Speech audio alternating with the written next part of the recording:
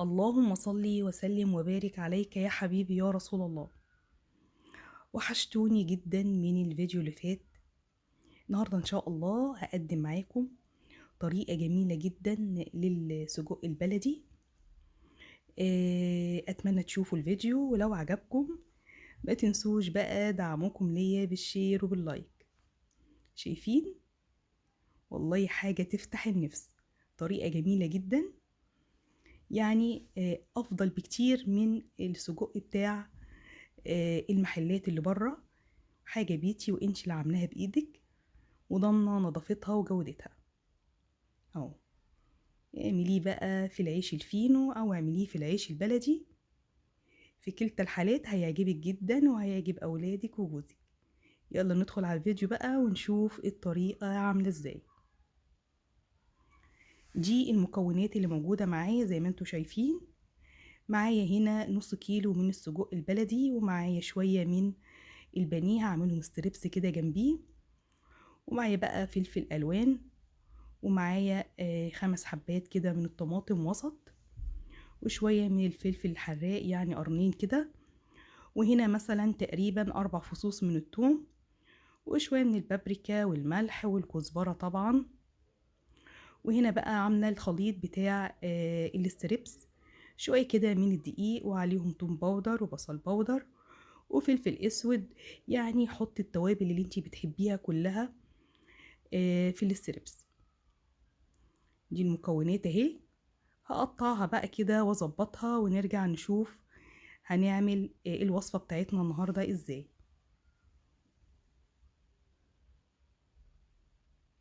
هنا الطماطم زي ما انتوا شايفين انا قطعتها، وادي الفلفل الالوان اللي هندلع بيه السجق بتاعنا. وهنا بقى شوية الستريبس اتحطوا كده في التلاجة لمدة نص ساعة عشان ما يشربوش الزيت واحنا بنقليه.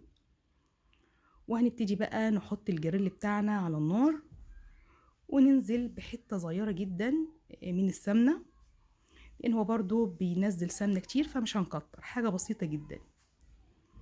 اول بقى ما السمنة كده تسيح وزي ما انتوا شايفين هنبتدي نرص السجق بتاعنا.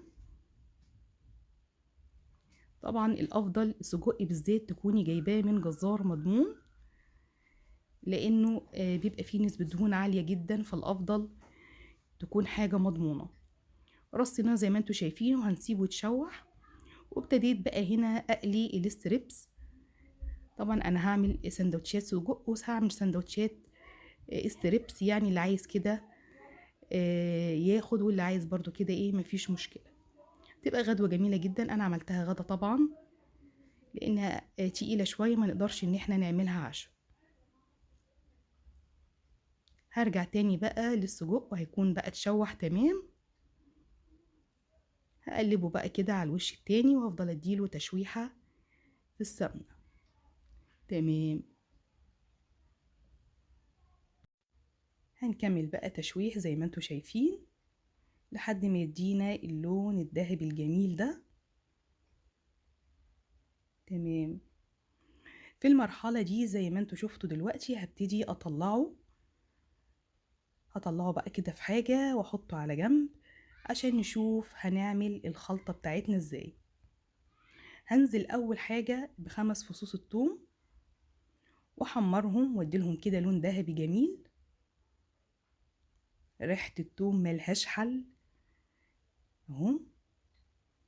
وبعدين هبتدي بقى انزل بالطماطم اللي انا مقطعاها بالشكل ده، وهشوحها برضو لحد ما تشوفوا هتدينا شكل ايه. اه تمام.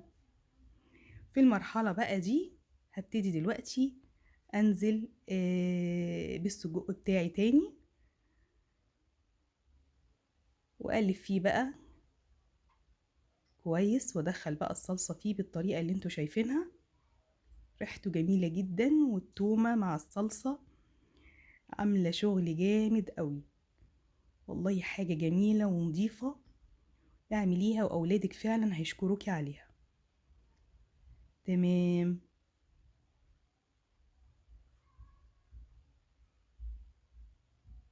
وبعدين بقى هننزل بشوية صغننين جدا من الملح وشوية من البابريكا.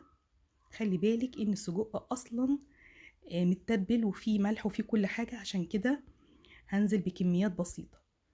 وشوية برضو صغننين من الكزبرة بس، مش هنحط اي توابل تاني. وهكمل برضو تقليب فيه زي ما انتوا شايفين. مش قادرة اقول لكم بقى الريحة طالعة عاملة ازاي دلوقتي، بجد هو يستاهل التجربة. هندلعه بقى بشوية الفلفل الالوان، وهنكمل تشويح فيه برضو لحد ما الفلفل كده يدبل وياخد من الصوص الجميل ده. تمام، طريقة سهلة وبسيطة وفي نفس الوقت هتديكي طعم جميل جدا. اهو